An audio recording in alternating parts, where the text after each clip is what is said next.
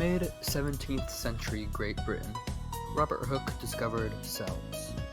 He used a homemade microscope to see that what he called cells were arranged in a honeycomb-like structure. What Hooke didn't see is how nearly 400 years later I would be tortured by these little pieces of...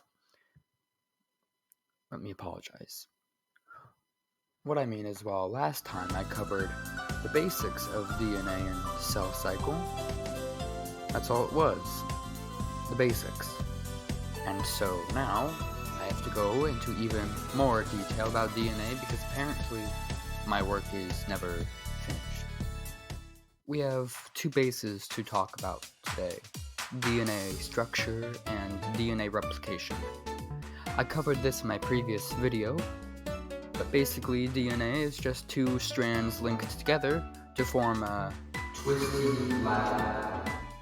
Each strand of said has a backbone made of alternating sugar, specifically deoxyribose, and some phosphate. And the inner workings of the twisted ladder is made out of different nitrogenous bases. And to make it even more confusing, or easier depending on if you're a nerd, each base is tied together. Adenine is tied to thymine, guanine is tied to cytosine, and this video is tied to my madness.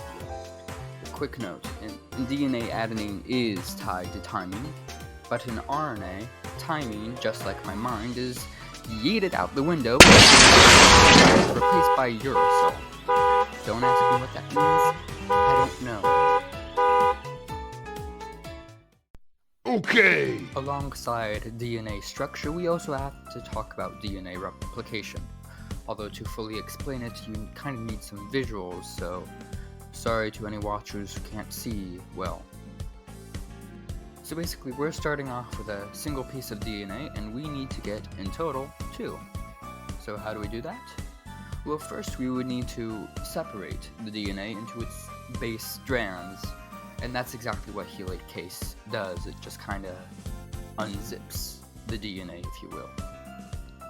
Now that we have the separate pieces, we need to duplicate those, which would be what polymerase would do, but unfortunately polymerase doesn't know where to go, and so primase primes the unzipped DNA, so polymerase knows where to go. But another unfortunality of polymerase is that it only goes in one direction, which is fine for one of the strands, which both primase and polymerase just keep on going as long as helicase does, and the strand is called the leading strand. But the same cannot be said for the other strand. In the other strand, which is called the lagging strand, primase goes on like normal, but polymerase goes on in the wrong direction. And to keep up with primase, it has to skip some spots. These empty spots are called Okazaki fragments. To fill these Okazaki fragments, we need the work of ligase, so it can fill the gaps, and so DNA can be properly replicated. And that's really all I need to go over in this video. Yeah, not kidding. I'm not going practically insane in this one. Thanks for watching, I guess. But as it is currently 8 o'clock in the evening, I will have to retire for the night. Merry Christmas.